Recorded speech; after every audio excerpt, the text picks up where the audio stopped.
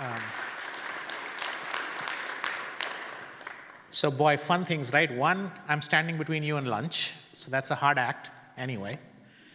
Number two, I get to follow someone who talked about internet-connected toilets. And I was thinking about hacking them and what might happen, and the words that follow are not something that's appropriate for this most dignified occasion, so I'll skip. I want to achieve two things today, mostly directed at our guests and visitors, the students and faculty. Well, the faculty should know about all this, and the students probably know about this. So I'm going to talk about cybersecurity at UMBC from sort of a very high-level perspective to give you a sense of everything that is happening here. And then I will talk about the project we're doing with IBM Research, funded at about $1.5 million by IBM, on AI for cybersecurity, and increasingly now, cybersecurity for AI.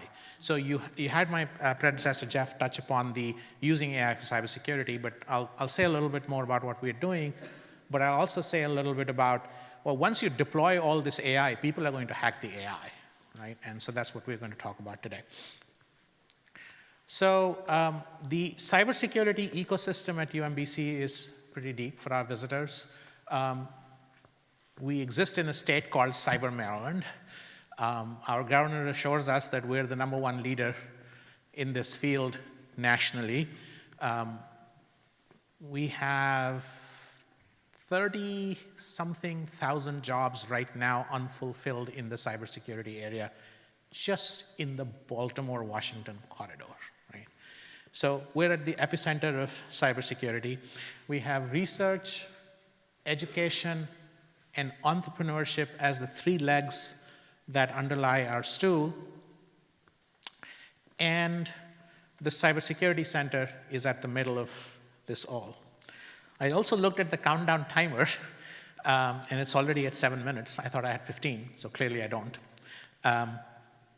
So I'm going to rush through a bunch of these things.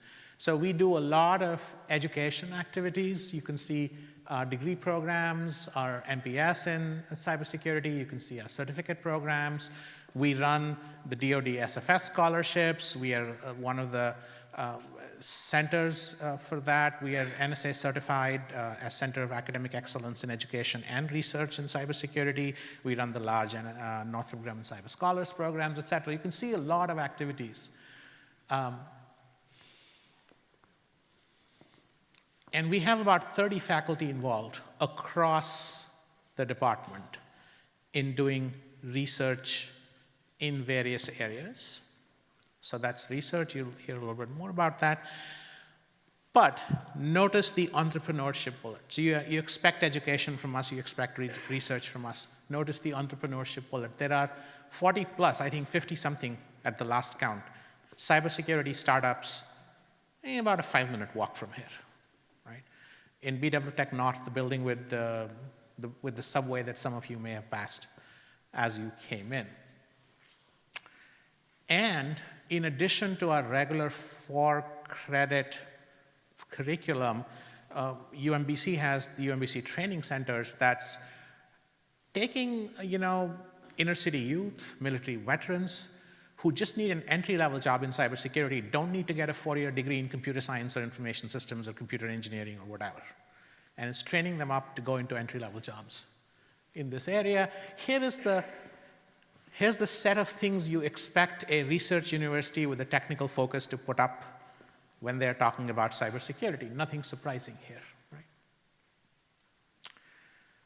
But look at the last 2 bullets here. We have economists on our faculty who are figuring out, well, what does this attack cost you? Because one of the fundamental problems in cybersecurity today is that it's a sunk cost that you don't recover unless someone attacks you and you prevented that attack from happening. And if you prevented the attack from happening, no one ever knew about that attack. So how do you model that cost? How do you convince a CFO to invest $1 million or $2 million or $5 million? So our own CIO is sitting here. I don't know how he makes the case to the president for investments into cybersecurity. I have no idea. But an economic model that could capture, our CISO is sitting here. Oh, even better, right? I don't know how he makes to the CIO the case for how much do you invest in these tools and these wonderful technologies that Jeff described, right? I'll give you another example of some wonderful research we do, which is around public policy issues. So we have public policy colleagues that look at what are the barriers to adoption of cybersecurity in large organizations. We have a lot of partnerships. I talked to you about the Cyberscholars program. I especially want you to look at some of these numbers. UMBC's motto is inclusive excellence. We deeply care about it. Those numbers, that group picture is not what an average computer science or cybersecurity group photo looks like. And we are very proud of the fact that we are able to do this and able to have great excellence spread across a very diverse population. In a great irony,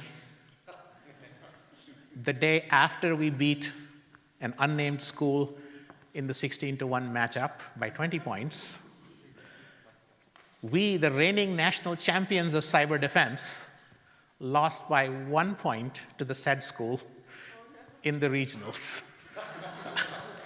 Charles Nicholas up there is the faculty mentor for the group, and you can see the picture. So let me talk to you a little bit about the research that we are doing with IBM. And I don't need to spend as much time on it as I would, because Jeff laid the foundation nicely by talking about the use of AI for security. We are doing artificial intelligence, but we are accelerating it on IBM hardware. What you see down there is the Power 8 chip. What we actually are doing it on is a Power 8 plus Milta, a Tesla yet, right? We haven't quite gone to the Volta.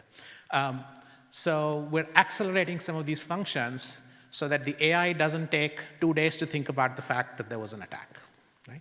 Now, frankly, for the kind of attacks we are defending against, the median time to detect right now is 94 days. So even if the AI took 2 days to detect, that's great. But we would rather have, what Jeff said happen. The AI thinks about it and comes back to you and says, boss, something bad is happening right now. So this is the team, or part of the team. So here is the too long, don't read version of what the attack is. And Jeff set this up. You're getting information from a large variety of sources, from your sensors on the network, from your sensors on the machine, from open source intelligence sources that are out there. Someone is posting on the dark web, someone has revealed a new attack, someone is selling a new attack, someone is describing a new attack. So there are all kinds of these open source things that you could mine. You read that text, and Sudeep has disappeared. Is Sudeep in the audience? No, Sudeep has disappeared. So I would have told you the guy who knows how to read that text and extract cybersecurity knowledge out of it. What are the entities? What are the relations? Who is talking about attacking whom? Who's talking about exploiting what vulnerability in what product to what effect? So we extract all that knowledge, and we represent it in something called an ontology, and only computer scientists and philosophers will typically understand what an ontology is, but so I'm not going to spend time. Just think about a reasoning system, right? So it's we represent this in an ontology. Both the real live data we're getting from host and network sensors, as well as OSN data that we're getting. And then we have the machine think about this to say, well, I'll tell you a little bit more about what the machine thinks. So cricket will be lost in this audience. So think about football, right? If you're a goalie, well, not football, soccer. I'm betraying my national origins here, right? So think about soccer, or think about ice hockey if you want, right? A goalie doesn't defend the goal by staring at the goal, waiting for the puck to cross the line and then swatting it away. That's just about the worst idea you have. Yet if you look at most of the deployed systems, as sort of Jeff was saying, here's my network, I'm going to monitor it in a SOC, and when a packet comes inside my network, I will scratch my head and say, this is a bad thing, I should have stopped it. It's too late, they're in there, right? What you want to be is looking out. If you're the goalkeeper, you need to say, how is the field positioning being changed? Who is passing to whom? right? How is the attack forming? So that you begin to put your defensive strategy, how are your pads going to go? Where is your hand going to fly? All that is being formed as you're seeing the attack evolve. You're not waiting for the ball to actually come to you or the puck to actually come to you. So what we do is capture the rules that are typically in an analyst's brain, right? The kind of background knowledge you have. Yeah, 5 days ago I read on a Reddit forum that someone had found a new vulnerability in Adobe 8.5, right? And my friends are telling me in the oil and gas sector, they're telling me that someone's beginning to exploit that vulnerability using a crafted message that seems to come from their friends, right? So this is the kind of background knowledge that an analyst has. We know how to represent this in our ontological system. We represent this kind of background knowledge, right? We can, as I told you, represent the observed state of the system. What are the software installed? What processes are running? What are the network traffic? Things that you get from Wireshark and process monitor and host monitors and NetFlow data, whatever, all kinds of stuff. We can actually also capture organizational policies. You're not supposed to directly make travel arrangements. IBMers will recognize this, right? You go to a tool, and only that tool is allowed to make travel reservations for you. So why are you suddenly communicating with United.com or Delta.com? It's suspicious. So we have a knowledge graph that captures all this, and then we can have these kinds of rules that you're seeing there. A different rule that might be easier to understand would be someone discussed in an underground forum that they had discovered a new attack on Adobe 8.3. I noticed that Adobe 8.3 is currently installed on my system and a corresponding process is running, right? And I noticed that that process has opened a connection to the DHCP range of a zombie address space. And I noticed that data is flowing there. If I'm an analyst, an alarm is going off in my head.